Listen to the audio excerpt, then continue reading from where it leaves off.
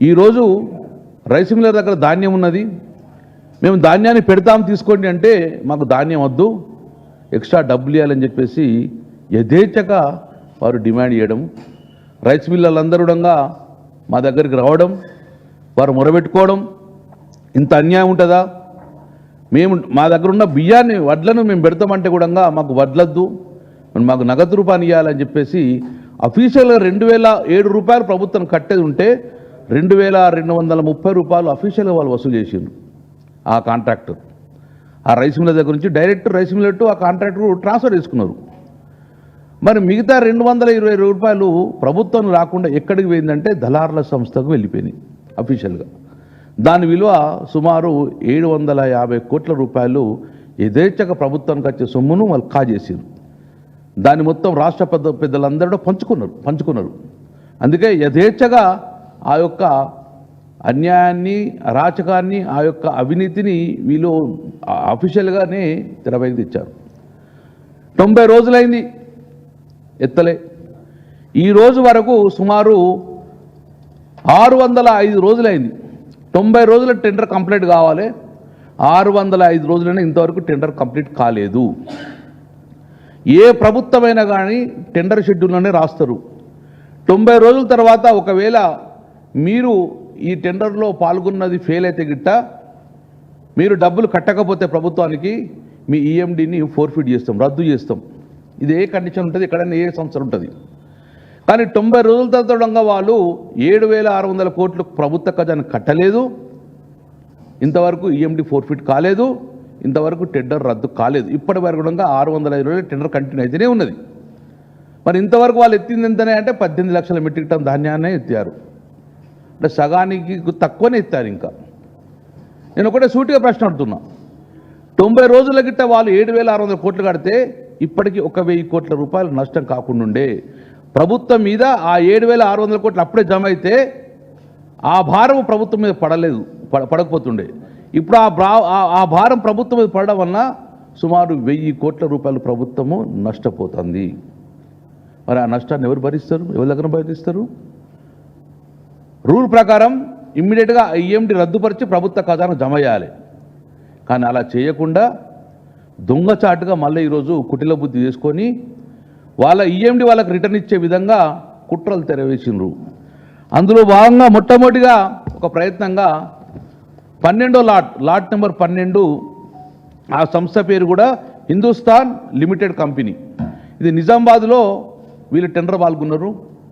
వీళ్ళు EMD return ఇవ్వాలని చెప్పేసి ప్రభుత్వం నిర్ణయం చేసుకున్నది.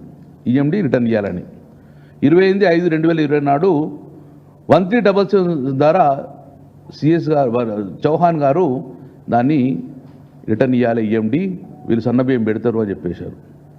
నాకు తెలిసి భారతదేశ చరిత్రలో ఇన్ని రోజులల్లా ఫెయిల్యూర్ అయిన కాంట్రాక్టర్కు ఈఎండి ఇచ్చిన దాఖలాలు ప్రప్రదంగా తెలంగాణ రాష్ట్రంలో కనబడేది. ఇంతవరకు ఇక్కడ కనవాలి. జనరల్గా ఏముంటుందంటే ఆ సంస్థ ప్రభుత్వానికి కట్టడంలో విఫలమైతే వారి మీద యాక్షన్ ఉంటుంది, వారి మీద పెనాల్టీ ఉంటుంది, వాళ్ళ మీద విజిలెన్స్ ఎంక్వైరీ జరుగుతుంది. ఫస్ట్ ఈఎండి రద్దుపరిచిన తర్వాత వాళ్ళ మీద యాక్షన్ ఎంక్వైరీ ఉంటుంది. కానీ ఈఎండి రిటర్న్ ఇచ్చేసి ఇంతవరకు యాక్షన్ లేకుండా మధ్యన 100,000 కోట్ల రూపాయలు పంచుకోవడానికి తెరదీసిండ్రు. 12 లాట్లలో ఒక లాట్ ఇప్పుడు ఈఎండి రిటర్న్ ఇచ్చిండ్రు. ఇది ఇలాగే కొనసాగితే మొత్తం సంస్థలు కూడా మళ్ళీ ఈఎండి రిటర్న్ ఇచ్చేస్తారు. అంటే యథేచ్ఛగా 1000 కోట్ల ఈ యొక్క డబ్బును వృధా చేసి పంచుకునే ప్రయత్నంలో భాగంగా ఇటు కాంట్రాక్టర్లు, ప్రభుత్వ పెద్దలు అందరు కలిసి భారతదేశ చరిత్రలో ఇంత పెద్ద ఎత్తున జరిగిన అవినీతి ఎక్కడ లేదు, ఇంత పెద్ద కుంభకోణం ఎక్కడ లేదు.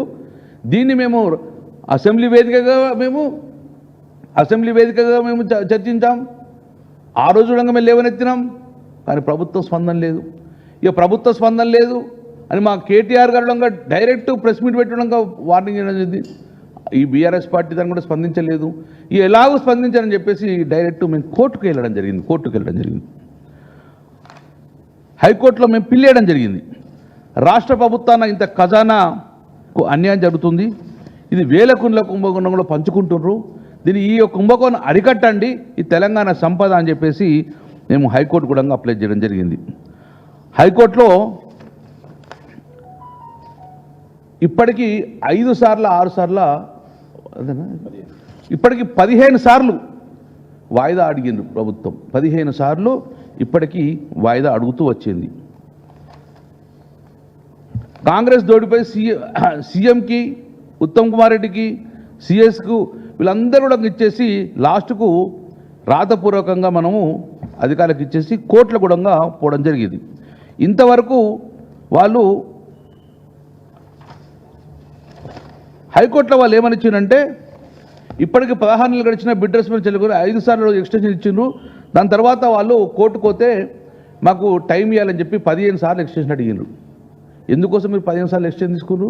ఆ బిల్లుకి ఎందుకు రిప్లై ఇస్తలేరు అంటే ప్రభుత్వం దగ్గర సమాధానం చెప్పే అవకాశం లేదు కాబట్టి వాళ్ళు ఇలానే ఎక్స్టెండ్ చేసుకుంటూ పోతున్నారు.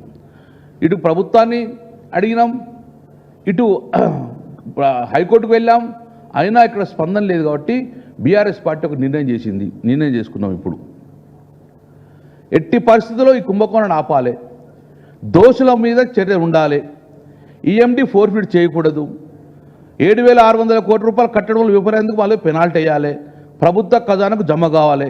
దీనికి అనుగుణంగా మేము ఇమ్మీడియట్గా బీఆర్ఎస్ పార్టీ సోమవారం నాడు నుంచి మండే నుంచి మేము ఫస్ట్ ఇక్కడ కేంద్రంకి వెళ్ళి ఈడీకి ఫస్ట్ కంప్లైంట్ ఇస్తాం. దాని తర్వాత సిబిఐ కంప్లైంట్ ఇస్తాం.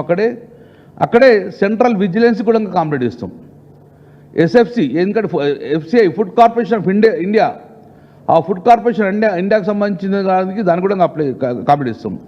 ముఖ్యంగా first time director of revenue intelligence DRI కూడా ఈ బీఆర్ఎస్ పార్టీ మండే నాడు పోయి కంప్లీట్ చేసి దీని మీద ఇమ్మీడియట్ యాక్షన్ తీసుకొని ఈ అవినీతిని ఆపమని చెప్తాం.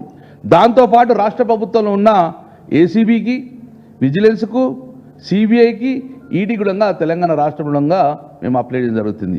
ఇది డాక్యుమెంటరీ ఎవిడెన్స్, ఎలా మనీ ఏ కంపెనీ నుంచి ఎలా ట్రాన్స్ఫర్ అయింది అవన్నీ కూడా డాక్యుమెంట్స్, కానీ ప్రభుత్వానికి జమ కాకుండా దళారులకు జమ అయిపోయింది. కాబట్టి ఇందులో ప్రత్యక్షంగా పరోక్షంగా అందరూ పాల్గొన్నారు. కాబట్టి డెఫినెట్గా ఈ కుంభకోణాన్ని రాష్ట్ర ప్రభుత్వం దృష్టి తీసుకుపెట్టినా పట్టించుకోలేదు, అసెంబ్లీలో ఉన్న చెప్పినా కూడా పట్టించుకోలేదు.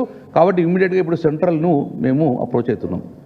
నేను సూటిగా ఇక్కడ ఉన్న బండి సంజయ్ గారు కేంద్ర మంత్రిని, తర్వాత కిషన్ రెడ్డి గారు కేంద్ర మంత్రిని, వీళ్ళందరూ బీజేపీ పెద్దలు కదా, ఎందుకు మీరు సపోర్ట్ చేస్తున్నారు ఈ రాష్ట్ర ప్రభుత్వానికి ఇంత కుంభకోణానికి? ఎందుకు మీరు స్పందిస్తలేరు? మీ బాధ్యత లేదా? ఫుడ్ కార్పొరేషన్ ఆఫ్ ఇండియా సెంట్రల్లే కదా, మీ బాధ్యత లేదా?